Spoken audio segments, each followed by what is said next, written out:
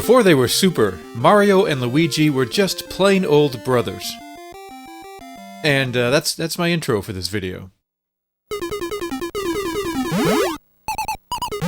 How about taking a look at the built-in gameplay demo? That's kind of neat.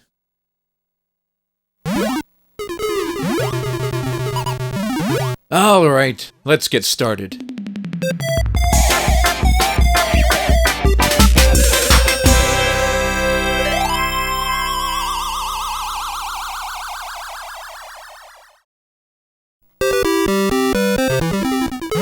This is the Atari 8-bit conversion of Mario Bros., the classic Nintendo arcade game, which features a lot of running, jumping, bumping, and a host of interesting characters to clear out of the sewers, like shell creepers, sidesteppers, and fighter flies.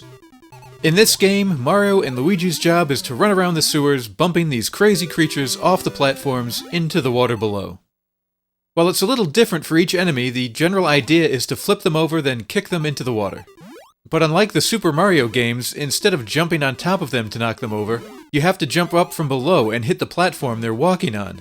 If you don't reach a disabled enemy in time, it will right itself, change color, and start running around faster than before. For each enemy you defeat, a coin will appear at the top of the screen and work its way down the platforms, and if you want to get points for it, you need to grab it before it moves off the screen at the bottom, or else it's lost. In addition to the 3 bad guys already mentioned, you'll also face the slip ice, which, like its name suggests, can turn platforms icy and slippery. There's also icicles, which can form and drop down on you, and 2 different kinds of fireballs, which will do to you what fireballs do, which is set you on fire. Basically, there's a ton of crap to deal with in the sewers. And I don't know what people have been flushing down their toilets, but I almost think dealing with alligators would be preferable to fireballs. If you get in trouble, there's the Pow Block near the bottom of the screen that essentially bumps all the platforms at once if you hit it.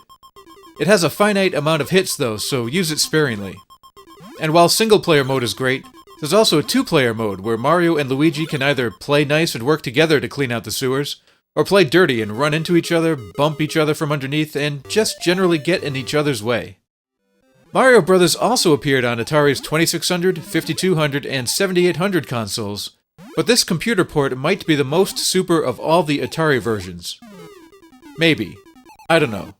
But for sure, it's one incredibly well-made game. Back when Atari released its XE game system, which is basically just a repackaged 65XE computer, in addition to new games, many older titles were re-released. But luckily, instead of just using the old 5200 port of Mario Bros., sculptured software was brought in to program a whole new version. It's actually always kind of blown me away how solid it is, and it has to be one of the best arcade ports for the Atari 8-bit.